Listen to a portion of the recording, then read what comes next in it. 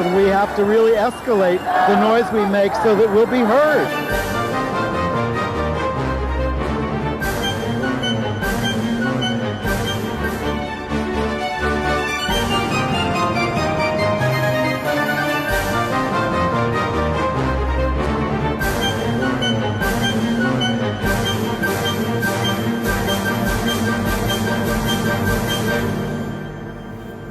Welcome to Gay USA. I'm Andy Humm. I'm Ann Northrop. And in the news this week, those protests against the anti-LGBT bills in North Carolina and Mississippi are intensifying. We will show you how President Obama addressed the anti-LGBT laws and his encounter with a non-binary student in Britain. The Republican presidential campaign has gone into the toilet. Literally. There's a new national gay historic site in New York City. And Ann is going to tell us what all the women who will be added to U.S. currency have in common. I did a little research. One of the leaders, this is a terrible, terrible story that came out of Bangladesh. A prominent gay leader there has been viciously murdered along with his compatriot. The most prominent leader there. Yeah. In Egypt, they're continuing to crack down on gay people. And Andy will review several Broadway plays, the musical versions of American Psycho and Waitress, as well as a Richard Bean play about working in a bread factory. Working in a bread factory. Okay, but we're going to North Carolina first. Yes, speaking of American Psycho. And we've told you about the awful anti-LGBT law there. And this week, the protests publicly really intensified. Well, the legislature came back into session on Monday, and so both sides are up in arms. Our side wants the bad bill repealed. It's a very broad bill. It includes not just bad bathroom aspects, but lots of clauses that prevent any lawsuits against discrimination, and things it like wipes that. out all the about 20 local LGBT rights laws and any law in the state that goes beyond what the state has. So a lot of people showed up to protest that. We actually have a picture of a sit-in at the governor's office as the legislature was coming back into session. 54 were arrested there, and Mara Kiesling, Yes. the executive director of the National Center for Transgender Equality, was among those who were arrested. And she also used the women's restroom while she was there, and she was not arrested for that. No. She said they're not even enforcing this stupid law in the state buildings, which is where it applies. They can't enforce this, she said. Well, they can't, and I mean, they could set up bathroom police if they wanted to. They could. Vigilantes could get Exactly. in gear. But the real point is that whether they can enforce this against individuals or not, it is being used to scapegoat Yes. a huge community, not just the trans community, but all of us. But the scary thing to me is how many people showed up to support the law. Thousands of people showed up to have their own demonstration on the front steps of the Capitol. As our side was arguing for repeal of the law, they were arguing to keep it in place. Well, our side also turned in 185,000 signatures demanding repeal to Governor McCrory. But the divide on this and the level of vitriol and emotion on both sides is scary. Well, we were talking about it before. The Times did a story, and they asked a local business person, and he said, well, you know, I think people who are transgender are sick in the head. But this is costing us a lot of business, so I'm very conflicted about it. Well, the local officials are also conflicted about how they're going to enforce it. The Wake County District Attorney was asked about this and says, you know, we don't know how to enforce it. There is no criminal penalty provided in this bill, so it's an open question. And Raleigh leaders said basically the same thing, that the law does not speak to how to enforce this. Well, here's how Anita Staver, wife of Matt Staver, head of Liberty Counsel, one of the authors of this bill, plans to enforce it. Here's her quote. "I'm taking a Glock 45 to the ladies' room. It it identifies as my bodyguard. Now, people are reading this as a very violent threat. Others, I would say, would see it as a promise of how to defend herself. Either way, it is escalating the rhetoric around this to insane. Just hideous levels. The Senate Rules Chairman down there, the Republican Tom Apodaca, says he's working on a possible voter referendum. Oh, that would be nice, on a constitutional amendment about this House bill. Let's just find out where people stand one way or the other and have done with it. I can accept the results. I mean, you're tearing the state apart. It's just going to get worse. And we saw what happened with a public referendum in Houston. I'm not confident we would win a public referendum, even though the polling in the state at the moment is on our side. But you know, historically, that doesn't stand up. And, you know, Speaker Paul Ryan, went on CBS Morning News and was asked about this by Gayle King, and he just punted. Oh, this is what local states should litigate. I try not to, as a federal official, insert ourselves into administering or arbitrating these difficult issues that are moving through society, except when we want to. Well, like the Defense of Marriage Act and things like that. Trump was asked about it on the Today Show. And his initial response was actually quite positive, that there's no real problem here. The best thing is to let the situation stand as it is. Let transgender people use the bathroom they think appropriate. And then what did he do the next day when he realized he was running for the Republican nomination for president? He said, this is a states' rights issue. That it's got to be resolved. Let the states discriminate against anybody they want. He's... More later. Well, I mean, don't go thinking. I mean, immediately, as soon as he made the first statement, people were saying, oh, he's not so bad on gays. The Times does this big, long story. He's so comfortable with gays. I've been a gay activist for 40 years in New York, same place Mr. Trump lives. He has never done a GD thing for LGBT rights in his entire life that I've witnessed. He never stood with us on anything. I wouldn't be quite so categorical. I would be. Tell me, give me an example. What, he went to a gay wedding? Who cares? Well, you say nothing. I'm saying doing anything publicly on an LGBT issue of consequence where people were asked to, I'm not going to argue that with you. Meanwhile, Ted Cruz, after Trump did say the mildly supportive thing, said, are we insane? And put out a couple of really horrible, disgusting television advertisements. The same kind of Houston scare tactic stuff. One had a picture of a line of bathroom stalls, and one there is a guy, you see the bottom of his legs with his trousers dropped, and the next you see a little girl's legs dangling. I guess it didn't work in the primaries this week, did it, Ted? Well, he's trying, and he's going for the lowest common denominator. It's absolutely disgusting, but that's part of whipping people up. Absolutely. In this violent atmosphere that transgender people are after your children, and it is beyond despicable. It is. And President Obama was in London this week, and he was asked about it because this is evidently now worldwide news, well, especially after the British government warned its citizens not to go to North Carolina or Mississippi because the United States is a diverse place, and some of it is not very nice. So the president was trying to calm that sentiment down and to talk about how he felt about these laws in North Carolina and the religious freedom bill in Mississippi. Let's take a look at that. I want everybody here in the United Kingdom to know that the people of North Carolina and Mississippi are wonderful people. They are hospitable people. They are beautiful states. And you are welcome. And you should come and enjoy yourselves. And I think you'll be treated with extraordinary hospitality.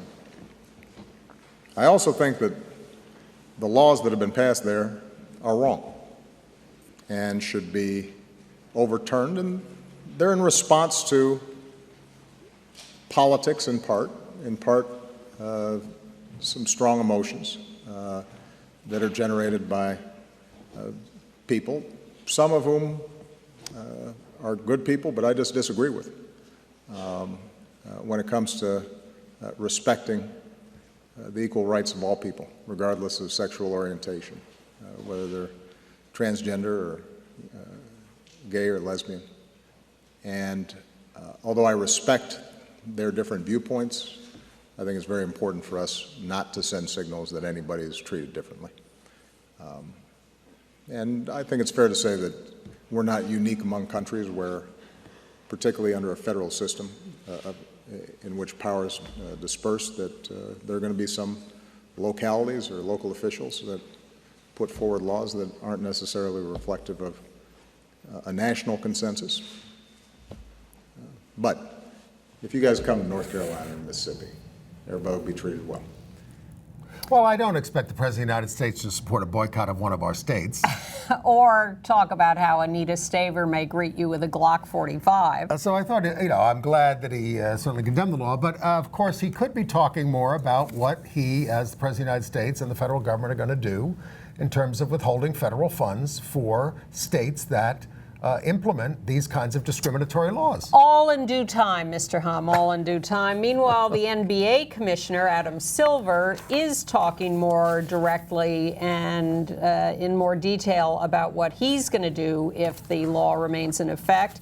He issued a stronger threat to move the 2017 NBA All-Star Game away from Charlotte. Well, he says, if you don't repeal the law, we're not going. He said that. Yes, exactly. Yeah. Exactly my point. In Asheville, the W.K. Kellogg Foundation has pulled its Truth, Racial Healing, and Transformation Conference from Asheville, North Carolina, because of the anti-gay law.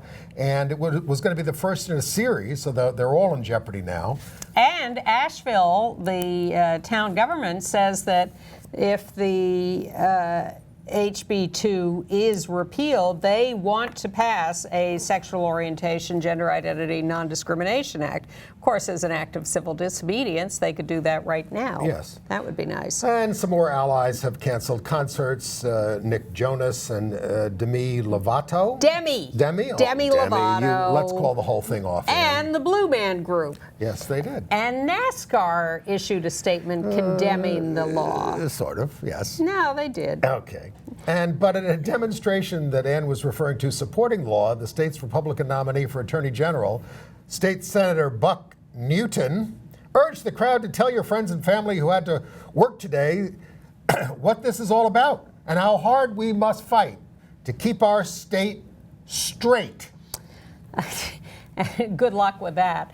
And you know that there's a lawsuit that's been filed by our side against the law, challenging its constitutionality. Yes. The legal teams have added a trans student to the lawsuit because of the Virginia case where the federal court declared that you cannot bar trans students from bathrooms that correspond to their current gender identity. So a student has been added to the North Carolina lawsuit specifically to play that card. And a lesbian couple who were rejected by a fertility clinic in North Carolina have also been added to the lawsuit.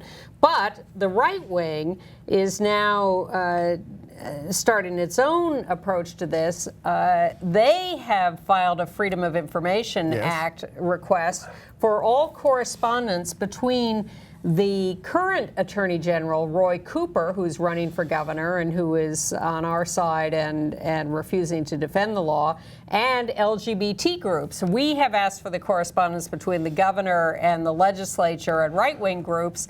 They are asking for correspondence between the Attorney General and our groups. What's good for the goose is good for the gander. Transparency. Especially when you're dealing with the most powerful group in the country, the Human Rights Campaign. And let's have the transcripts of all the speeches, too. Yes. And the tax returns. And we did tell you about Kurt Schilling and the trouble he got into over anti-transgender tweeting. He has been fired by ESPN. Yes. He's vile. He said vile things, and he's not sorry. No, he's not. And of course, the conservative media are on his side. Although I've also seen some conservative commentators on places like Fox. I've seen sound bites from them that say that all these laws are stupid and unnecessary. And I mean, when Charles Krauthammer is supporting us, that's an unusual day. They're the ones who unleashed all these crazy people on the country. Exactly. 250 groups dealing with sexual assault and domestic violence issued a statement warning that these anti-trans bathroom bills are only escalating violent situations and are not a good idea. Well, since everything is centering around bathrooms, the group, the National Center for Transgender Equality, has now dedicated a whole big page of its website to this. It's called Flush Discrimination.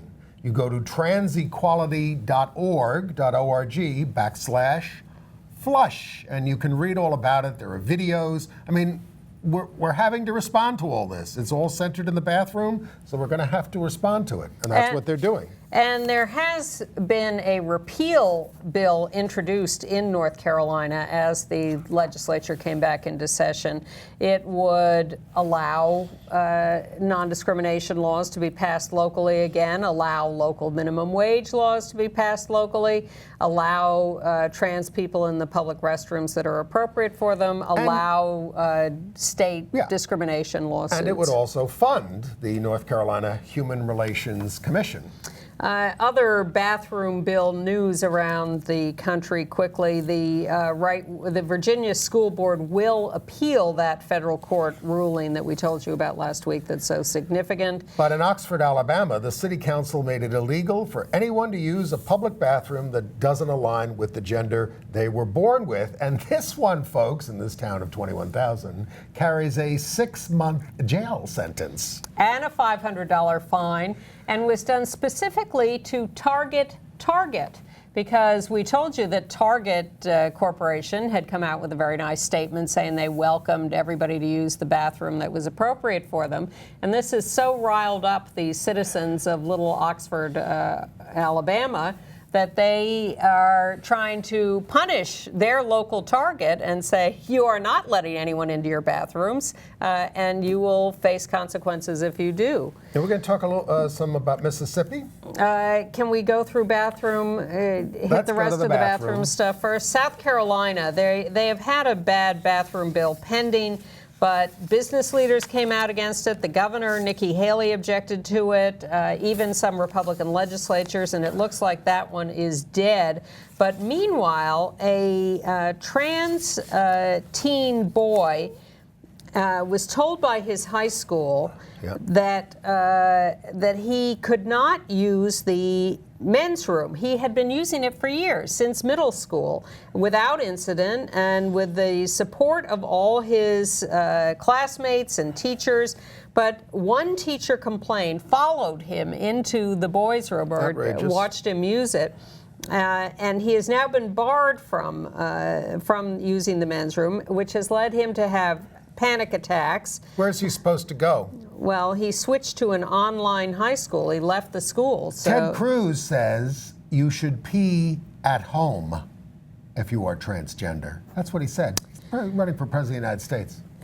In Wisconsin, the Trans Law Center has told Kenosha High School to let another trans teen, Ashton, use the boys' room. He did, but he's now barred. He has been given an exclusive key to a single-use room. Everyone used to have access to that room, used to have access to the key, but now the key is restricted to him because, what, he's going to leave cooties in the bathroom and anyone else can't use it? Stigmatizing. Yeah, but he's getting support from other kids in the school. In, let's see, in Massachusetts, Governor Baker, the one who got walked out, who was forced out of a speech to an LGBT group last week because he hasn't sufficiently supported the non-discrimination gender identity law, says he supports trans bathroom access. He says we've made a compelling case for that. Well, why doesn't he do an executive order? Yeah, why doesn't he? And in Tennessee, the legislature is adjourned without passing a bad bathroom bill, although the governor is about to sign that heinous bill that allows counselors to opt out of,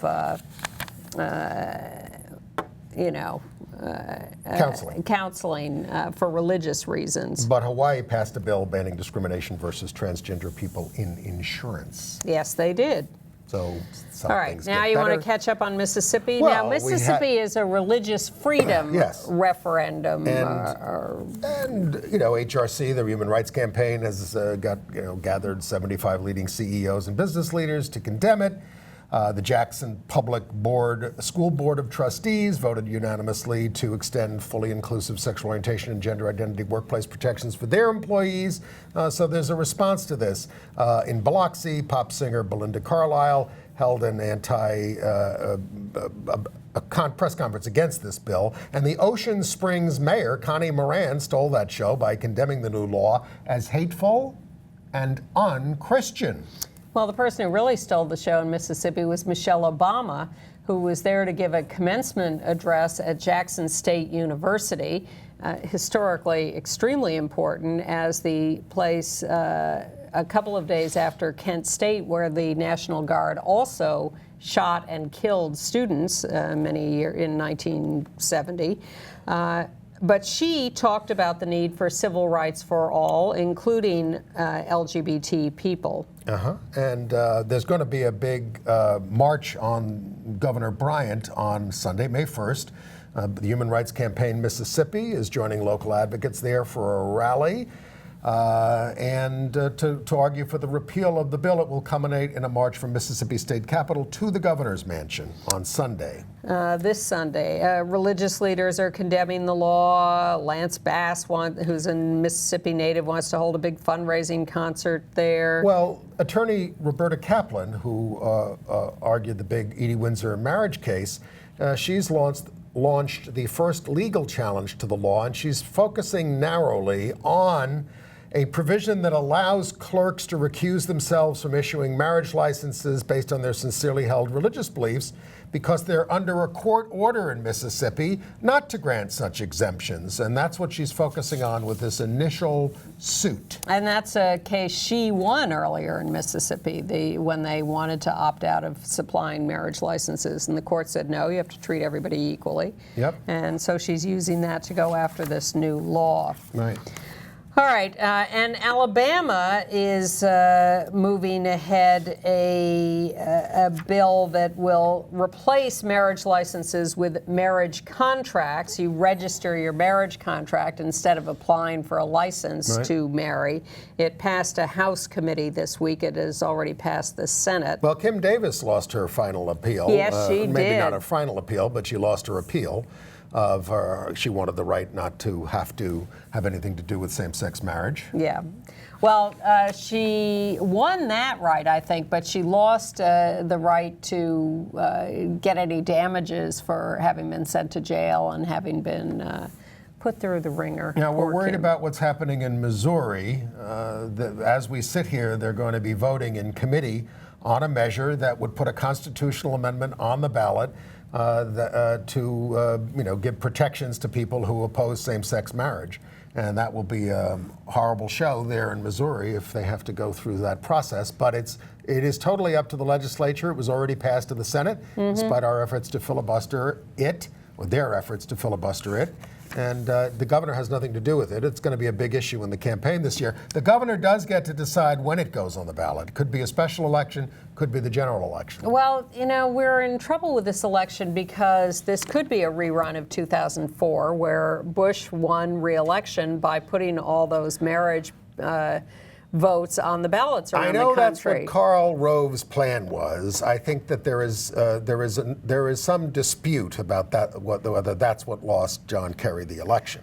John Kerry was a stiff and would have lost the election under any terms, but it certainly didn't help, and it probably contributed to some of the vote getting. At this point, some things like this can energize our side to come out. I know we don't do well in some of these referenda. We did bad in Houston. Yeah. But it can get our side energized as well. Andy is an optimist. Well, I'm more of a cynic.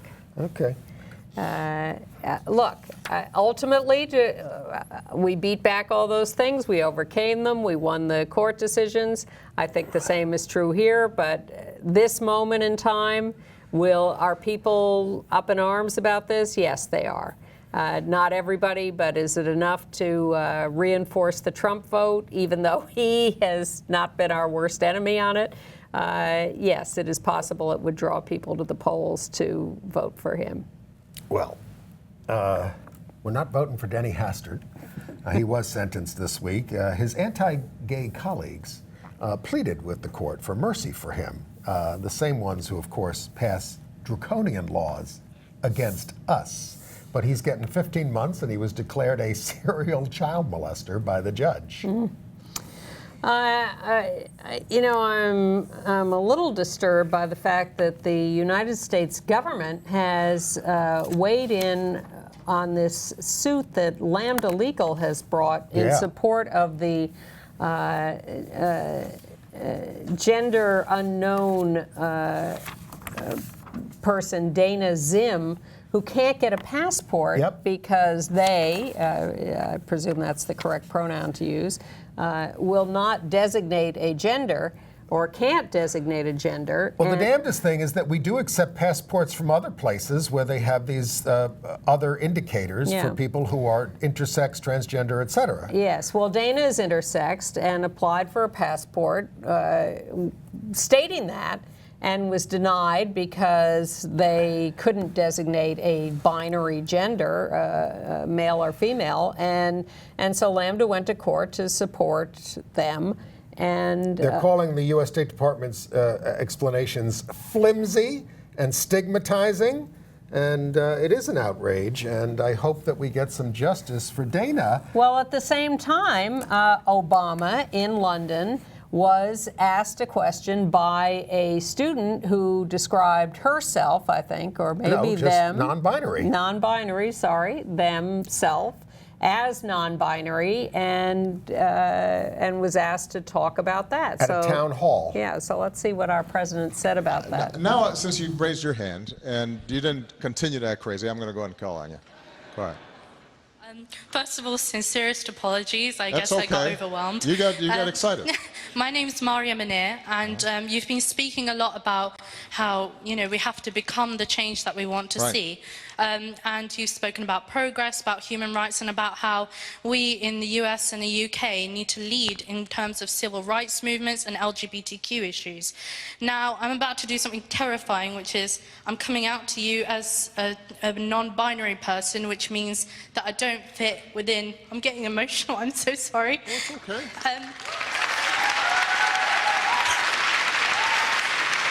Because I'm from a Pakistani Muslim background, which inevitably has cultural implications, and I know that in North Carolina recently with the bathroom bill, people are being forced to obviously produce birth certificates to prove their gender in order to go to the toilet.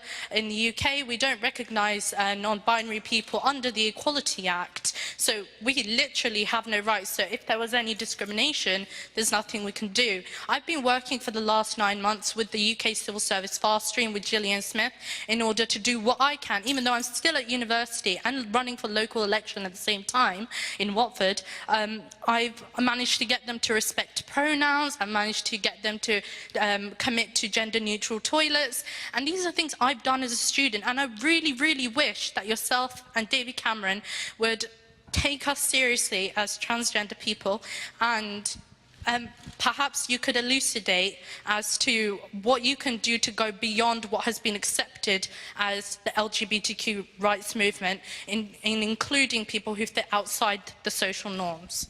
Well, look, I think that...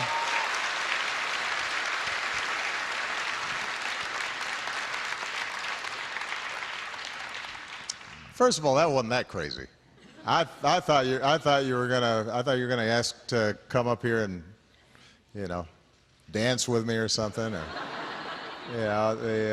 but look, I'm incredibly proud of the steps it sounds like you've already taken to speak out about your own experience, and then to try to create a social movement and change laws. It sounds to me like you're on the right track.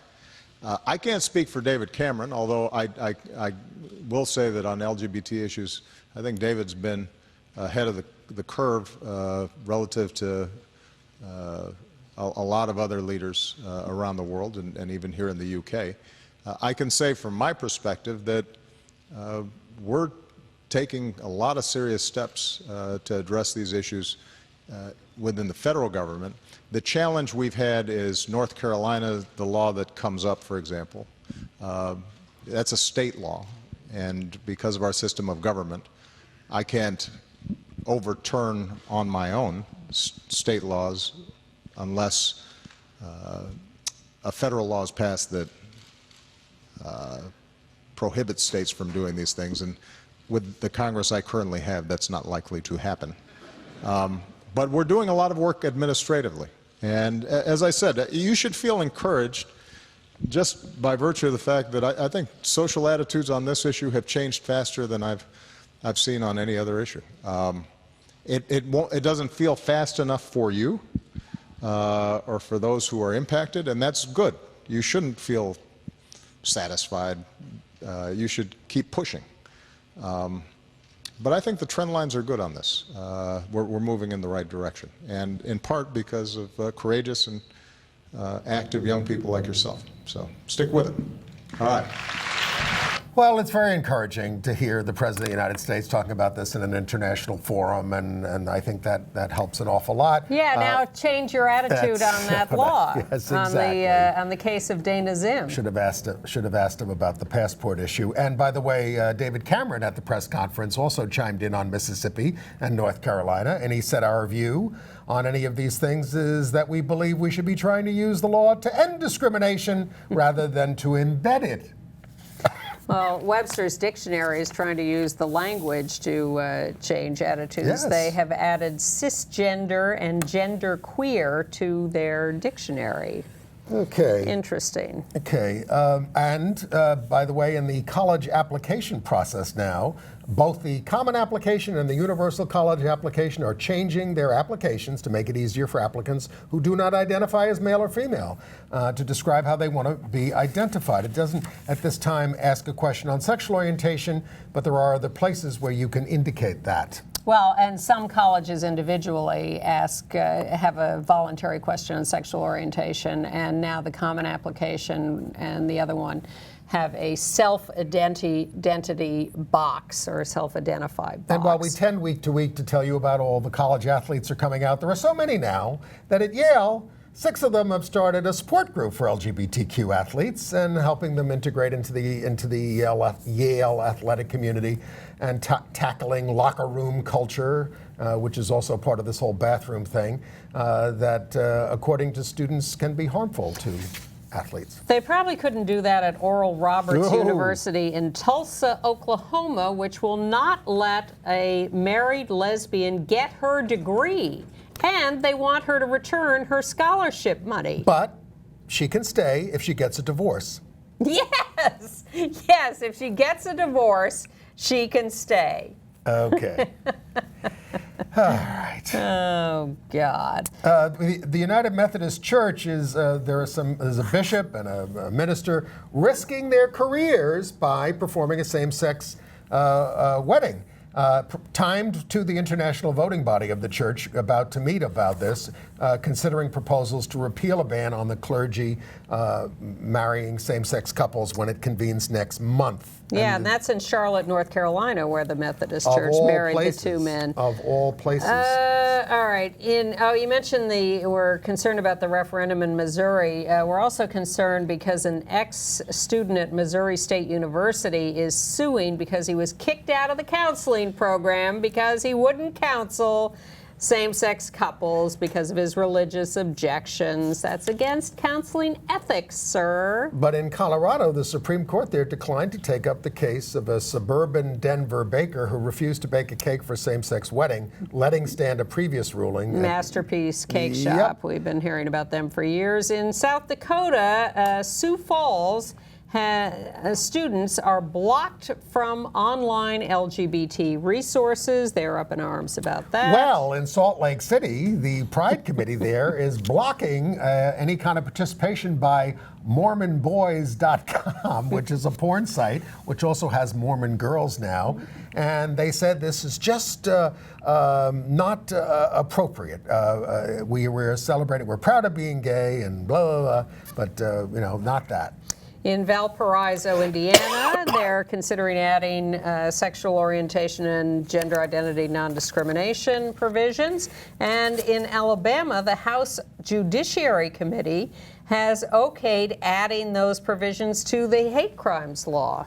Speaking of hate crimes, a former San Francisco police officer who's accused of sexual assault, it's also come to light that he was very fond of homophobic and racist tweets, and this has all emerged at his as his case unfolds. We're going to run out of time today, but I want to show you a local news report from LA where students at the Santee Education Complex got angry at Westboro Church protesters. The education complex added a multi-stall, gender-neutral bathroom. Which they didn't particularly want to talk about, they just did it. But that was okay. But the Westboro Church showed up to protest. Now, we've talked for many years about how to treat these Westboro protesters, but the Santee Education Complex students clearly had not heard any of this sort of progressive, nice Zen talk about keep your distance. They got angry. We don't recommend this behavior, but we enjoy it. Here it is. For extra patrols at the Santee Education Complex today following a big brawl over a bathroom. John Gregory is live there this morning with a look at why the fight started and what is planned for later today. John. Well, Leslie, you can see that school police vehicle behind us here in South Los Angeles. They are expecting to have a beefed up police presence because there is concerns of more protests later today. And right now, that seems to be the focus. School officials wouldn't take any of our questions today when we asked them about this gender-neutral bathroom. Keep in mind, we're talking about a bathroom with multiple stalls, and theoretically, you could have different sexes in there at the same time. They didn't want to talk about it. Right now, the focus seems to be keeping students and protesters from getting into another fight. It doesn't matter what sex you are at Santee High School, they now have a bathroom for you. It was made available after transgender students complained about harassment in the girls' room. These bathrooms provide safety and comfort also about labeling. Back then, you had to make a decision whether you should go to the boys' one or the girls' one. And, gender fluid people, one day they can feel like a boy, one day they're a girl. I find that, the bathroom, it opens up possibilities to, equality and all that. Not everybody agrees with the idea, and that led to this fight when students went after protesters across the street from the campus. School police say it was started by a student. The student engaged a protester, and the student was taken away from that engagement and taken to safety. One student was detained by police after the fight, but is not facing any charges. Students admit they did let the protesters get to them. I got offended because I'm part of it. Other people from our GSA got offended too, and we were protesting because it's not right for them to come to our school and protest. The students got mad and started fighting them because everybody should have their own rights and how they feel about the gender. And now police and school officials are preparing for more demonstrations by educating the students about the protesters' rights. Oh, yes! No matter how much students disagree with them. Now, school officials did issue a statement this morning. However, they would not answer any of our questions about the students who were involved in the fight and whether any of them had been suspended. They also would not talk about this bathroom and how they're going to regulate different sexes using it at the same time. We're live in South Los Angeles. John Gregory, ABC 7 Eyewitness News. They're not going to regulate people using it at the same time. That's the whole point. It's available to everybody. Right. Again, we're not condoning violence. Well, I almost clocked a protester at a demonstration once. I was covering this. They were trying to cancel the Pride Parade. This is in the height of the AIDS crisis, mid-'80s, 30 years ago. And they looked at me, and I have a birthmark on my cheek, and they go, "Oh, look at him. He's got AIDS. He's got AIDS." They were celebrating. And I just, it was a horrible time. And I just, but I didn't do it. I'm nonviolent. Try to be nonviolent, but it's hard sometimes. Well, whether just the whole attitude of the students at that school, beyond the violence, just their openness to difference and complexity is beautiful, and I couldn't resist showing you that. And it turns out that former U.S. Senator Harris Wofford is open to difference. He was married to a woman for 48 years, and he's now 90 years old, and he's just come out about having had a 15-year relationship with a guy, Matthew Charlton, and they're about to get married on April 30th. He's a former senator from Pennsylvania. Congratulations to LGBT activists in Reno, Nevada, about to open their first building as a community center. They've had an operation since 2009, but this is the first actual building. And so that's happening this weekend. And congratulations to the bar Julius's in the Village. It is now on the National Register of Historic Places because it's the place where we won the right to drink 50 years ago. Congratulations to the Puerto Rican Day Parade in New York City, which this year on June 12th will celebrate LGBT activists and the LGBT community. There have been LGBT groups in the Puerto Rican Day Parade for years. It was never a problem. But now the parade itself is celebrating LGBT people. And congratulations to all these people who are going to appear on our currency. 8 women, 1 man, Martin Luther King Jr. What do these 8 women have in common? Google them. Every last one of them is listed as a probable lesbian. Our currency is going to be graced with 8 lesbians on the front and back. I think if you will look throughout U.S. history, most of the firsts by women were done by lesbian women who could care less what the hell a man thinks of them. Harriet Tubman, Susan B. Anthony, Elizabeth Cady Stanton, Lucretia Mott, Alice Paul, who I met once 45 years ago, Sojourner Truth, Marian Anderson, Eleanor Roosevelt, all rumored at least, and some proved to be lesbians. There's some stories about Martin Luther King as well. Are there? Oh, yes. Oh, okay. Well, you know, I think it's very progressive. Obviously, on this show, we're not disparaging people when we suggest that they might be gay. There was story, Clearly not. There were stuff about Martin Luther King on the road with the guys, you know, that kind of stuff. Well, I am just gobsmacked that the Treasury Department has managed to find 8 lesbians to put on the U.S. currency. If you're going to go with a woman, that's who you're going to go with. And then, of course, we get to Prince. Let's see, we have a purple background. I'm wearing about 3 shades of purple today. I love Prince. Loved his music. I watched Purple Rain again this weekend. If you watch the first 10 minutes with Let's Go Crazy and Morris Day and the Time, who is hilarious, and then the end with the Purple Rain sequence, that's all you have to watch. And a lot of his other music. He was certainly famous for playing with gender identity, and that was a great thing.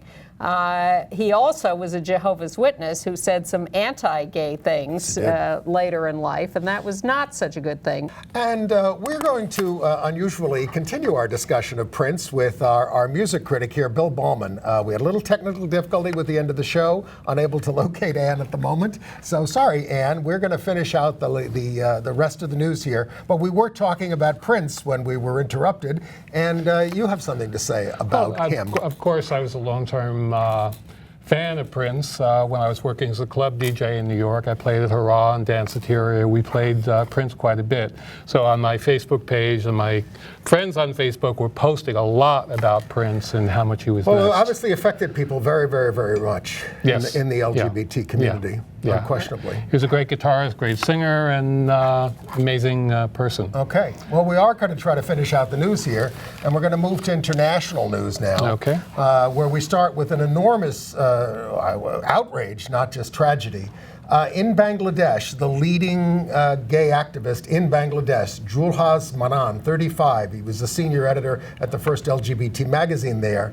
6 people shouting, "God is great," there's a picture of him, invaded his home and hacked him and an associate to death. It's a horrible story. Injured other people horrible there. Story. Now, he was also someone who worked with the U.S. Development Agency, USAID, and it comes 2 days after a university teacher there was hacked to death, also by Islamist militants. Now, you know, the U.S. government is condemning this, of course, but the gay activists in Bangladesh say they don't expect the government to do anything about it.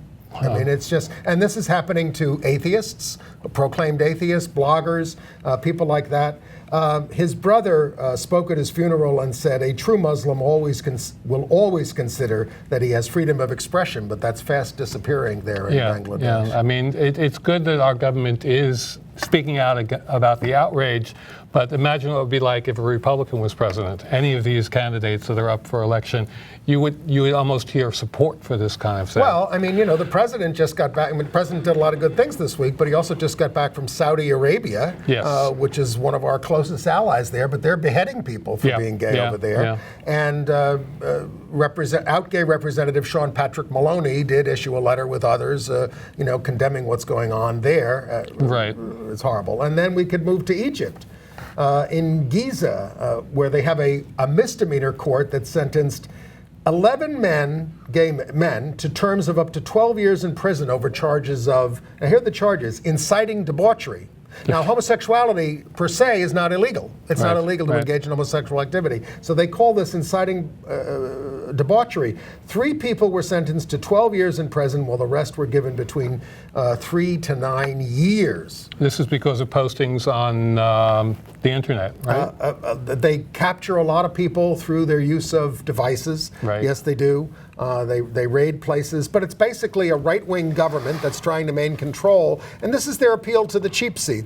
And again, Egypt, a country that we give jillions of dollars in aid to, and we don't demand... Well, all those bathroom bills in the South are the appeal to the cheap seats as well. Oh, for them. But there was one bright sign in Egypt this week. Omar Sharif Jr., he's the grandson of the famous actor who was in Funny Girl. I just saw Funny Girl this weekend, and it was one. I mean, I think he's still, one of the most handsome men ever in films. And there's his son and his grandson, who is he works with the Gay and Lesbian Alliance Against Defamation. But what the significance here is that in what is considered a first for Arabic TV, he was interviewed mostly about his grandfather, or the loss of his grandfather, a couple I guess last year, and but he was also asked about his gayness. And he said, be open to enough to be who you are. Don't pay attention to the conversation happening around you. Pay attention to the conversation happening in your heart and to your head, because that's the only thing that you can control. Yeah. Do we know anything about a response to him coming out? I have not heard that yet, but I think we'll find out. Very soon. Yes. In Malaysia, in Kuala Lumpur, those who are openly lesbian, gay, bisexual, or transgender will not be admitted into the police force, even if they qualify, because their sexualities are not accepted in Malaysia, a top police official said. That's sad to hear. And we've been telling people all along about the horrible anti-gay laws in Uganda that were passed in 2014. So there's a report out about that now. They found that there are 264 verified cases of human rights abuses against LGBTI Ugandans between May of 2014 and December of this past year. It says 84 of those cases were loss of property and employment and other forms of intimidation. 48 of the 264 cases involved violence, including torture by the state in Uganda. Yeah, I just want to say about Malaysia, we mentioned that country. I attended the International AIDS Conference in Kuala Lumpur. Yes. And there was a opening plenary, a openly gay speaker, and for the final plenary, a transgender person who spoke out very bravely for equality for transgender people in Malaysia. Great. So they're fighting there, too. Well, they're even fighting at the World Bank, which is one of the world's largest providers of global development funding. They announced this week that they've launched a search for a high-level staffer who will advise the bank on protecting LGBT people and communities in areas where the bank conducts its work. It's not always the most positive force in the world, but it's good that they're taking up gay issues. Also, in the United Kingdom, the BBC has announced that it's got diversity goals for 2020. Excellent. They're close to having 50% women already, only 41% in managerial, but they want to make that 50-50. But they want 15% people of color working for the BBC, 8% disabled, and 8% LGBT. Oh, fantastic. And the Vatican has also set its diversity goals for 2020, and it's shooting for 0% women, and wants to maintain the 70% of closeted gay men that it has, actually. They didn't set any diversity goals. They don't tend to do that. We have some news from the Isle of Man, which is a British, what do they call it? A British Crown dependency of 86,000 people. Not everybody in Britain can get married, but now the Isle of Man has approved same-sex marriage. amended it by a 6-3 vote, final reading. Just needs royal assent. I think Queen Elizabeth will go along with that. They've got a lot of sheep there, but 86,000 people. Okay, Isle of Man. And in Chile, we have a picture of these guys. A police officer named Hugo Alcalde celebrated his civil union with Jose Luis Valdez. It's the first time a member of the police force has taken advantage of a new law allowing civil partnerships in what is considered a very conservative South American country. In Luxembourg, a bill to recognize Luxembourgers, that's what they're called, to recognize their same-sex marriages in other countries before January of 2015, when marriage equality came to Luxembourg.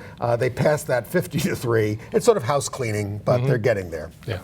Now, Slovenia, the National Assembly there passed a bill that provides formal equality to gay couples except for marriage, adoptions, or in vitro fertilization. So they're slow in Eastern Europe, and some of those countries, I think including Slovenia, ban same-sex marriage.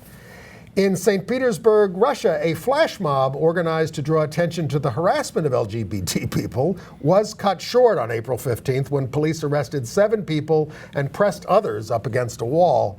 Approximately 50 activists gathered there in Uprising Square, where you're not allowed to have an uprising, to honor the Day of Silence, an annual international day of action to raise awareness about harassment against LGBT people. And I think that's all the international news we have. We have some entertainment news. And you saw a bunch of plays this week. I did, but I think I should wasted some time in the theater. I should. Well, I did see one thing that I liked. It's a play called Toast. This was at 59 East 59th Street, which is doing the Brits Off Broadway series. And this is a play by Richard Bean, who wrote One Man, Two Governors, which was a great hit with James Corden a couple of years ago. He now does The Late Late Show or whatever. And anyway, this Richard Bean wrote this in 1999 based on his experience working in a bread factory, and that's what it is. But it's a wonderful ensemble, very thick English accents, Northern English accents, but it's got labor strife and it's got mystery and it really just captures these people, and I would highly recommend that ensemble there. Now, on the other hand, I saw American Psycho the musical, which is about as awful as it sounds. You said that you were looking forward to this. Well, actually, I've seen some clips that they have on YouTube from the play, and it looks very stylized and quite amazing in terms of the acrobatic dancing on stage and so on. There are some. That's Benjamin Walker there in the center. He plays Patrick Bateman, quite the central character. Well, I mean, every guy and woman in the show is completely buff, and most of them are working, showing off what they have. So there's that, and it's a musical. But it is vile. I mean, it's about buckets of blood. Well, you know the movie and what it's about. But I mean, they kind of make most of the supporting players into cartoon characters, and you really, I mean, it's and certainly. Who was the composer? Certainly very. I think this is a Duncan Sheik show. Yes, he did Spring Awakening, which I liked. Who said he was inspired by Depeche Mode in terms of doing the electronic score, which I thought was interesting. I mean, it's a meditation on the excesses of the 1980s. It takes place in 1989, and of course things have gotten a lot worse since then. But and if you've seen the movie, just sit with that. I would say stick with the movie, and then. This new musical called Waitress, and I was kind of looking forward to this. It stars Jessie Mueller, who won the Tony for Beautiful, the Carole King musical, which was quite lovely, and she was terrific in it. But Waitress is basically witless. It's kind of a long soap opera sitcom with very unmemorable music. So it's hard to believe so many talented people put that together. So I wasn't too high on the shows this week. Yeah, I'll have some more reviews next week of Jesse Tyler Ferguson in Fully Committed. Okay. And Long Day's Journey in Tonight, and I think in a couple of weeks we're going to see Paramore together. We are. The Cirque du Soleil musical. This is the end of the season. Okay. Something you can all see, but it's not until December. You know how NBC does those live musicals? They did Peter Pan, and they did... Sound of Music was the first one, which was kind of fascinating to watch. Yes, they did. So what's the next one? Hairspray. Wow. This is, of course, based on the John Waters movie. Harvey Fierstein wrote the book and is in it. He's going to be in it. He's going to reprise his role as Edna Turnblad. Jennifer Hudson, who's now in The Color Purple as Shug Avery, is going to be Motormouth Maybelle, and Martin Short is also going to star in it. That's I assume playing Edna's father, right? I would. You mean husband, maybe? Father. Because Edna was the girl. No, Edna is the mother. Is the mother, the one who was played by Divine in the movie. Correct, that's the mother. Yeah. Tracy Turnblad is the girl. I don't think we know who's playing Tracy yet. Yeah. I think they'll do a star search for that. So yeah, I would assume that. So that's coming in. But it sounds great. That's coming in December 7th. Well, yeah. It's a great choice, and Harvey's very excited about it. He is. And there was a posting about how Fun Home, which is basically my favorite musical in town. And Anne's too. Yeah, it's based on a graphic novel about suicide, sexual identity, and infidelity. There's a story about how it was shrewdly marketed as a family-friendly musical. And the guy who did it said, we made sure that it's never ever associated specifically with the plot or the subject matter in the marketing. So that was the way they went about it. They don't tell you it's about lesbians and it's about a gay father who kills himself, and you know that. I'm not giving anything away because they announced that right at the top of the show. Yes. I mean, you come in and you do that. We made sure people realize that it's a beautiful, universal family story of self-identification, reflection, and ultimately hope, and it is that. Yeah. I mean, sometimes you describe things to people and they don't want to go see them. They have to experience it, and Fun Home really is, despite what it's all about, a terrific show. So, well, we made it, Bill. Yes, it's nice to be back on the show for a guest appearance, which I was not planning on. But Bill, we've been having some problems with people accessing the podcast. Why don't you tell people how they can do that? Because we went through a transition in terms of our website, which is www.gayusatv.org. Right, which I urge all of our viewers to go to our website. There's lots of information on our program. You can sign up for our email list to get a weekly email about the show, but the podcast. And also you can, you have my email addresses up there on the website as well as my bio, and you can write directly to me from the email that's there if you're having any problems with the podcast. If you have a problem, it's not loading, try unsubscribing to the podcast and then resubscribing. That should fix most of your problems. And if you have an Android device, we have information on our website about how to access our podcast for an Android phone or tablet. And we thank you for getting that podcast up all these years. Yes, I've started around 2006. Thanks, Bill. Yeah. We didn't kill Ann off. This is an American Psycho. We will be back next week, and thanks for being with us. Thank you. Bye-bye. Have a good night.